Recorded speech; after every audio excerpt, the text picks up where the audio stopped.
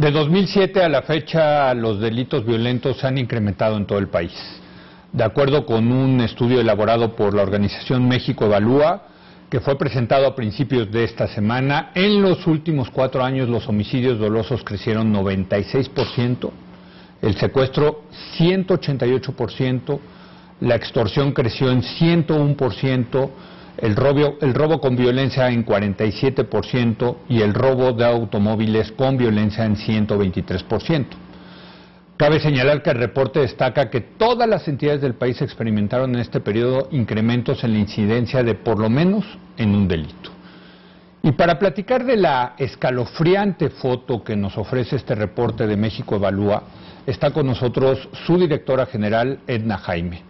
Edna, muchas gracias por venir, buenas noches. Gracias a ti, Leo, me da gusto verte y pues agradezco la invitación. No, hombre, gracias y felicidades por este reporte, porque realmente es un reporte muy completo. Yo ya lo revisé, lo bajé del internet, se puede uno bajar a través de su sitio de México Evalúa, ¿no? Así es. Y incluso no solamente trae las estadísticas nacionales, sino trae por cada una de las entidades federativas, ¿no? Así es, Leo, creo que otra de la particularidad de este estudio es que aprovecha la base de datos del Sistema Nacional de Seguridad Pública. Claro.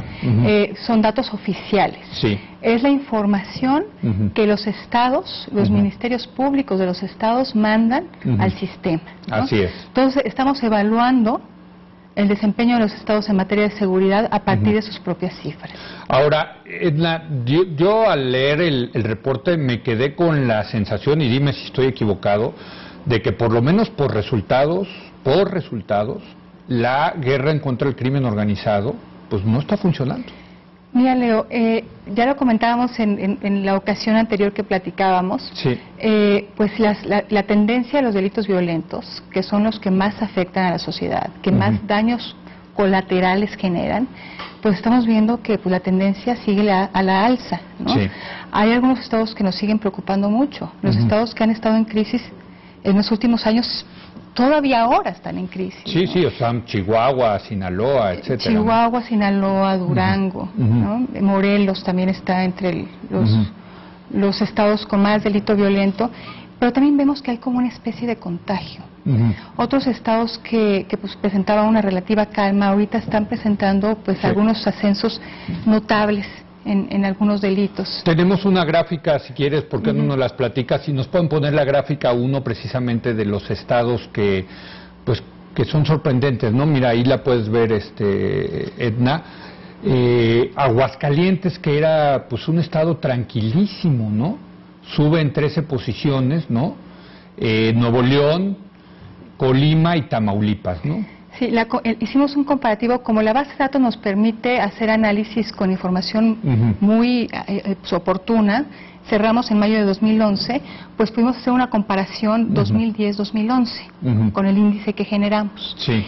Y justamente de un año a otro, Aguascalientes repuntó 13 posiciones, o sea, escaló 13 posiciones en nuestro ranking, debido primordialmente a un delito, que es la extorsión. Tamaulipas, pues ahí está combinada el homicidio con otro tipo de delitos violentos. Colima lo mismo.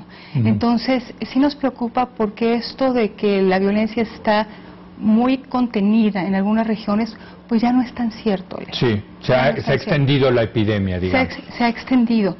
Y me parece, a la pregunta que me hacías, me parece que la estrategia no ha sido suficiente, ¿no? O sea, no podemos decir que ha fracasado. Mira, Leo, o sea, ¿cómo hacemos esta distinción semántica? Yo creo que es muy fuerte decir que ha fracasado porque no tenemos suficiente evidencia. Okay.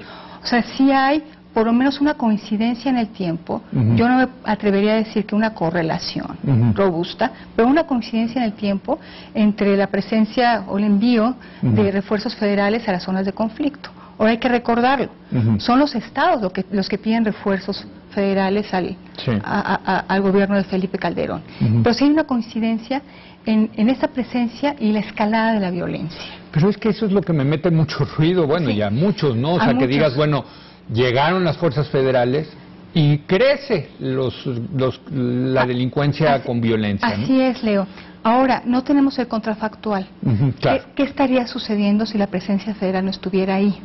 Bueno, podrías decir que estarían peor, también podrías decir lo contrario, que claro, estarían mejor. Entonces nos falta evidencia, pero creo que en la medida que haya más información, vamos a ir profundizando en la capacidad de analizar el fenómeno al que nos enfrentamos.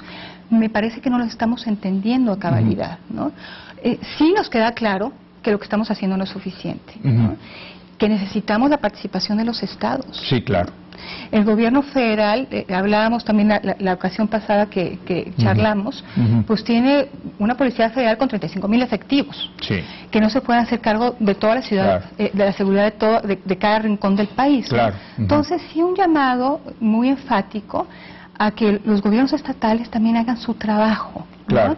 Hemos todos estos años pasado a la ventanilla del gobierno federal toda queja relacionada con seguridad, pero creo que es momento de mirar al desempeño de los gobiernos estatales, de los gobiernos municipales, y ver qué están haciendo en la materia, ¿no? Claro, eso es muy importante. Ahora, en el estudio que ustedes presentan es con base en el Sistema Nacional de Seguridad Pública, quiere decir que son delitos reportados. Son delitos denunciados y registrados. Registrados, lo cual quiere decir que a lo mejor hay, bueno, no a lo mejor, seguramente hay muchos más que no se registran porque la gente no los denuncia. Mira, Leo, las encuestas victimológicas que se han realizado, que ha realizado el ICESI en este país, nos dicen que más o menos en promedio se denuncian 2 de cada 10 delitos. Entonces tenemos un subregistro inmenso. Sí. O sea, estamos viendo un universo, una fracción del universo de los delitos que se cometen. Claro. Ahora, en este índice, además, nosotros nos atrevemos a hablar de las víctimas indirectas. Lo hicimos, Leo, con el propósito de generar una conciencia de todos los daños colaterales que genera el crimen. O sea, no solamente el que es víctima de un asesinato. O sea, que ese pues ya está muerto. La familia queda con problemas de todo tipo, o sea, no solo emocionales, psicológicos. Las oportunidades que esa familia va a confrontar son muy distintas. O sea, el crimen está cambiando nuestra manera de operar cotidianamente, ¿no?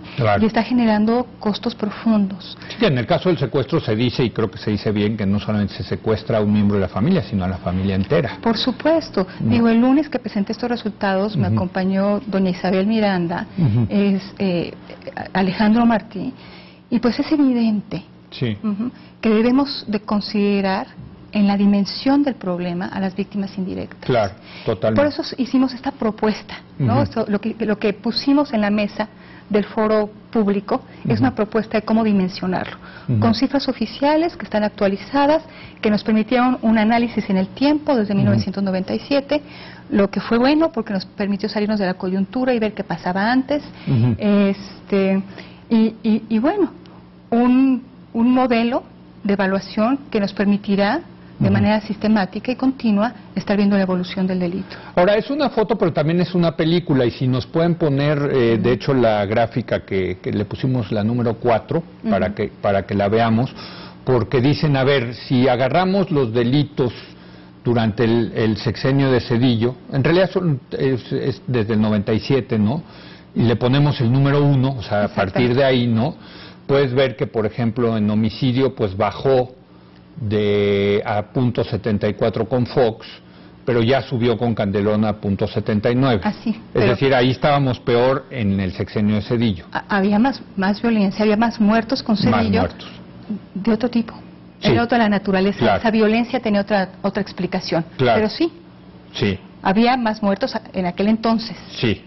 Ahora, ese es el único caso, si no me equivoco, a ver si nos las pueden volver a poner la gráfica, porque fíjense ustedes, en el caso de secuestro, pues ya estamos por arriba, ¿no? Ya estamos por arriba. Del caso de Zedillo, cuando había bajado con Fox. En el caso de la extorsión, bueno, esa sí es de pavor, porque se ha más que duplicado, ¿no? Exactamente, Leo. Y el caso, pues, también de robo de automóviles con violencia, ¿no? Fíjate que la extorsión es un delito que ha venido creciendo desde entonces. Ahí sí no tuvimos ningún descenso.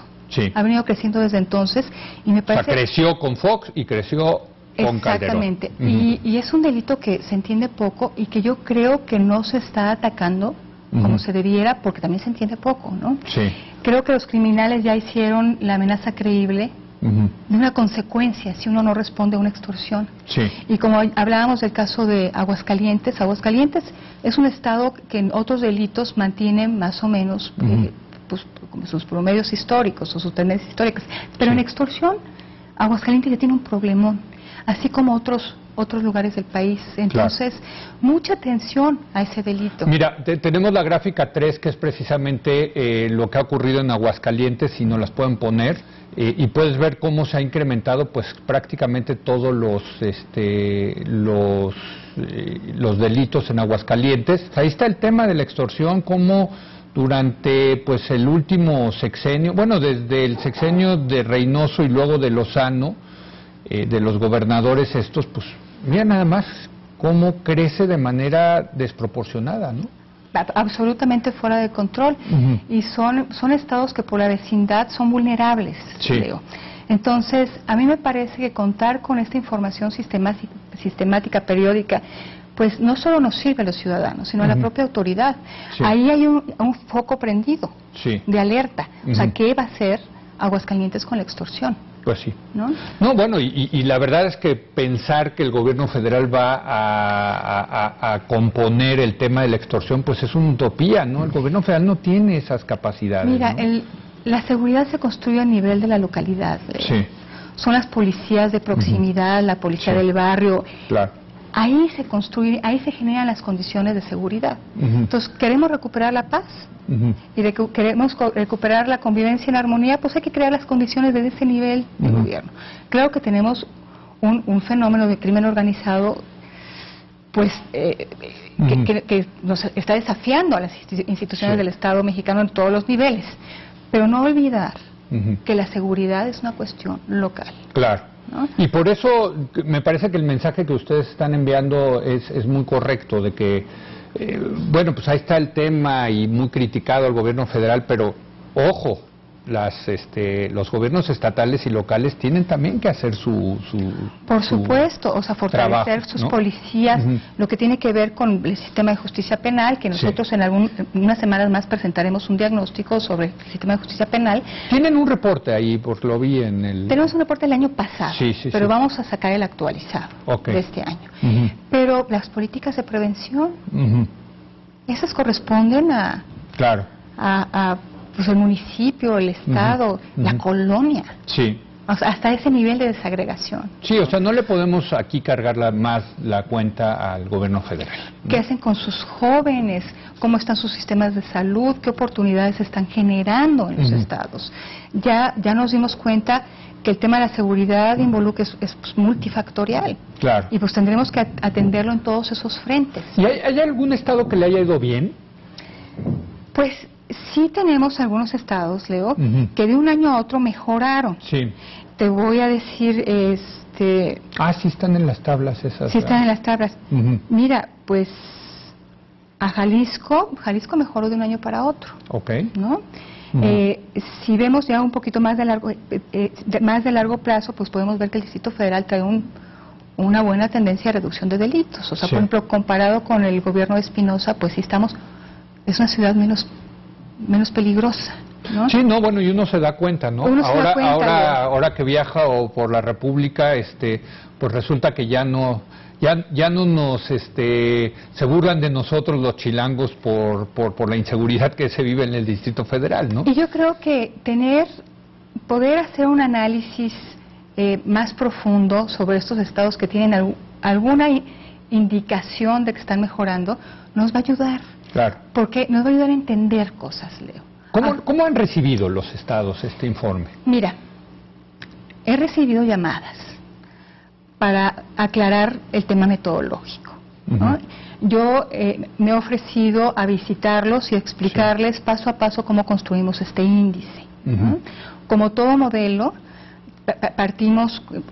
que quiere hacer la realidad, pues partimos de ciertos supuestos, de ciertas premisas, etcétera. Están muy bien explicados ahí. Tiene un anexo metodológico Pero si no es suficiente, yo puedo visitar con el equipo técnico de México Evalúa a los gobiernos estatales que estén inquietos con alguno de los resultados. Estaría encantada de hacerlo. Ahorita el gobierno de Aguascalientes tiene una inquietud, ¿no? Dice que debemos de presentar los datos reales. Sí. Bueno, yo me pregunto, pues ¿cuáles son? ¿No? Ahí están. Ahí están.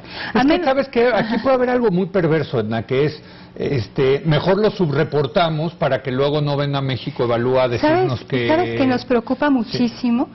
Que lo estaba pensando, que le vayamos a generar un problema al Sistema Nacional de Seguridad Pública, que no quieran ahora registrar la información. Entonces, pues sí tenemos que hacer un marcaje mucho más cercano a los gobiernos estatales a través de los observatorios, para que la información siga fluyendo, no quitar el dedo del renglón. Bueno, pues ¿qué sigue, Edna? Nada más como última pregunta. Vamos a seguir midiendo, Leo. Ya te están hablando, por cierto. Ya me están hablando, yo necesito... No, déjalo, no te preocupes. Vamos a seguir midiendo, la institución surge con ese mandato. Tenemos que medir y evaluar, son dos acciones, mecanismos fundamentales para mejorar los resultados del gobierno. Sí. Bueno, pues muchas gracias. Gracias, Leo. Muchas gracias, Edna Jaime de México Evalúa, y después de un breve corte regresamos con el tema que estamos debatiendo a lo largo de esta semana. Hoy concluimos, ¿qué libro deben de leer todos los políticos? Quédese aquí en Foro TV, que continúa La Hora de Opinar.